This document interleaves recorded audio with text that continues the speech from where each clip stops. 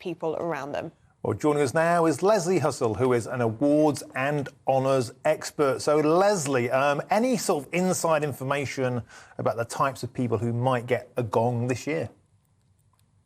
Yeah, morning, Ellie. Morning, Martin. Do you know, I absolutely love the New Year's Honours list because it just extends the joy of Christmas that little bit further. It's recognising amazing people and really showcasing the best of Britain. And the celebs will get the headlines, but we're expecting more than 1,000 people to be on the list. And there will be so many ordinary people doing extraordinary things. And there is a conversation, isn't there, about whether we should update the honours list. And there are rumours of King Charles III making possible changes, perhaps from the word empire to excellence. But that would also change OBEs and CBEs, would it not? Do you think that the honours system needs to be modernised, perhaps updated? Yeah, I mean, I think the first point is that there is absolutely no indication that King Charles wants to abolish the honour system. He's been running investitures for many years on behalf of his mother, the late Queen. 50 years ago, you know, it was an honours list that could have been criticised as male and pale and stale. But really now, I think it does represent really great facets of our very diverse country.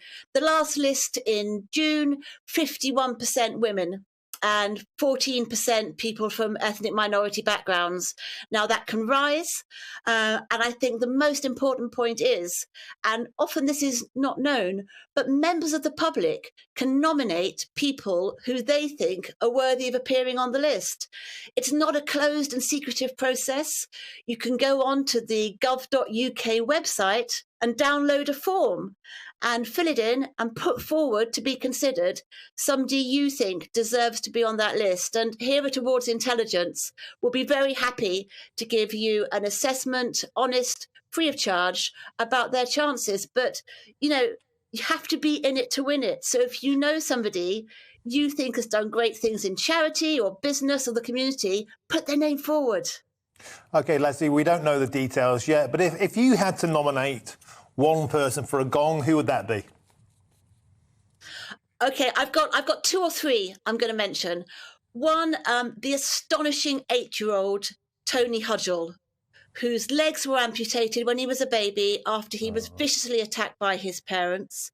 He then went on, inspired by Captain Tom, to walk 10 kilometres on prosthetic limbs, and he raised £1.7 million for the Evelina London Children's Charity Hospital. And then this year, Tony's Law, inspired by him, has really increased the penalties for those who are convicted of child abuse and neglect. So what an absolute hero. Now, talking about heroes, the Lionesses, the England women's football team who won the Euros.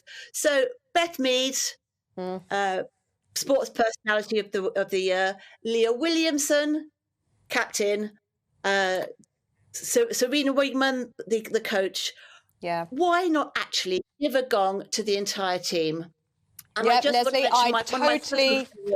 Leslie, I totally agree with you. Just before you came on, we were talking about who we'd like to see on the list, and I said the Lionesses have got to be there. So thank you for mentioning them. Leslie Hussell, really good to speak to you. That's Leslie Hussell, an awards and honours expert, taking us through what we're